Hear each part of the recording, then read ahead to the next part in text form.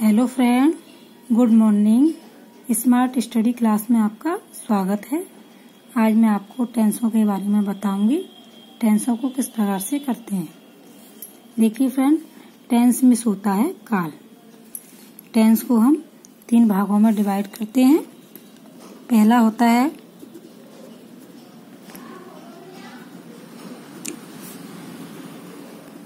Present tense, जिसे हम हिंदी में वर्तमान काल कहते हैं।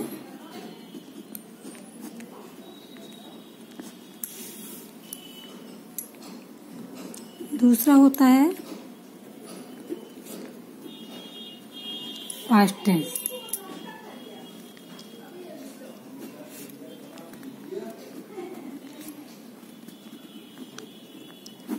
पास्ट टेंस को हिंदी में भूतकाल कहते हैं।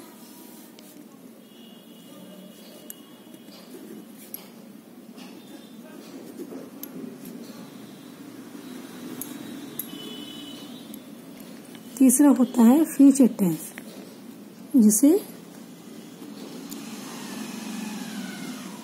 भविष्यत काल कहते हैं। ओके फ्रेंड, यहाँ तक समझ में आ गया।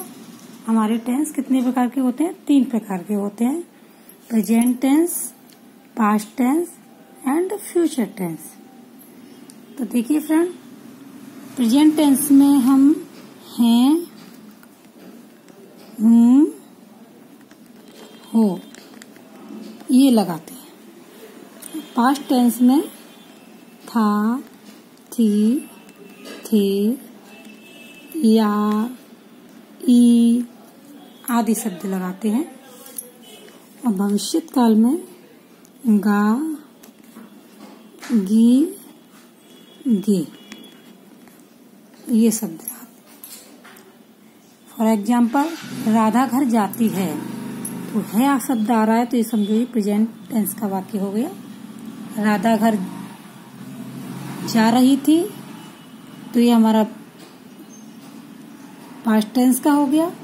और राधा घर जाएगी, तो ये हमारा फ्यूचर टेंस का वाक्य हो गया। ओके फ्रेंड, तो देखिए फ्रेंड, हर एक टेंस की अलग अलग शाखाएं होती हैं।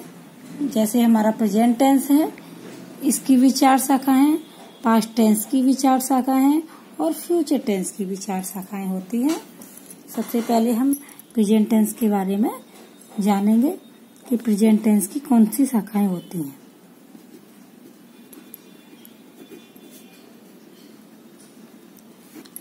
प्रेजेंट टेंस को हम 4 भागों में डिवाइड करते हैं।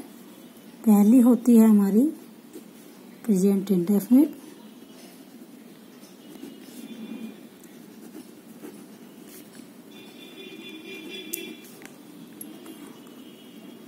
सेकंड होती है प्रेजेंट कंटिन्यूअस,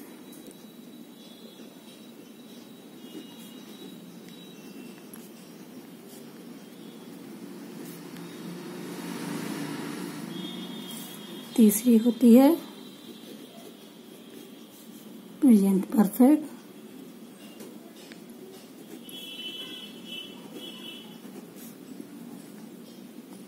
और चौथी होती है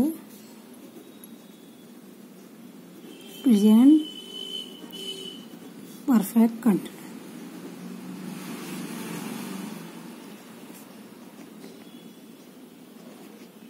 ओके फ्रेंड, यहाँ तक समझ में आया। तो हमारे प्रेजेंट टेंस की कितनी शाखाएं होती हैं? 4। Present indefinite, present continuous, present perfect और प्रेजेंट परफेक्ट कंटिन्यूअस है। ओके फ्रेंड, अब है शब्द तो चारों में ही आएगा, इसमें भी आएगा, इसमें सब में चारों में आएगा, लेकिन इसके बावजूद भी ये एक दूसरे से डिफरेंस है। तो किस प्रकार से है? तो सबसे पहले हम प्रेजेंट इंडेफिनिट के बारे में जानेंगे कि प्रेजेंट इंडेफिनिट को किस प्रकार से डिफाइन करते हैं।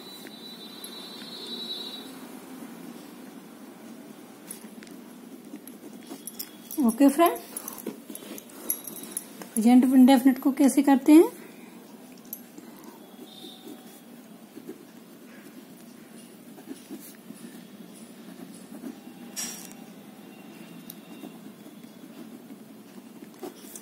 प्रेजेंट इंडेफिनिट को किस प्रकार से डिफाइन करेंगे कि जिन वाक्यों के अंत में ता है, जिन वाक्यों के अंत में क्या आता है, ता है, ती है या ते हैं, ये शब्द आते हैं तो वो वाक्य हमारे प्रेजेंट इंडेफिनिट टेंस के वाक्य कहलाते हैं। फॉर एग्जाम्पल, वह घर जाती है, तो हम इसे किस प्रकार करेंगे? तो देखो इसका रूल है, सबसे पहले हम सब्जेक्ट, उसके बाद first form of the verb with S, okay. उसके बाद ऑब्जेक्ट, उसके बाद और कोई भी बड़ा सेंटेंस है अदर। ओके फ्रेंड, यहाँ तक समझ में आया? अब देखिए एस हम किस में लगाते हैं? एस हम केवल सिंगुलर सब्जेक्ट में ही लगाते हैं। ओके फ्रेंड, सिंगुलर सब्जेक्ट की जो वर्ब होती है उसमें हम यस लगाते हैं। प्लूरल सब्जेक्ट की वर्ब में हम एस या यस नहीं लगाते हैं।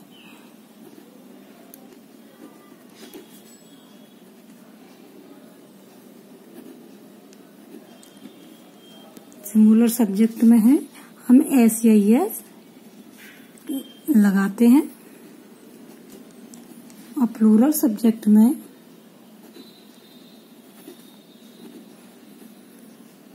एस या यस नहीं लगाते।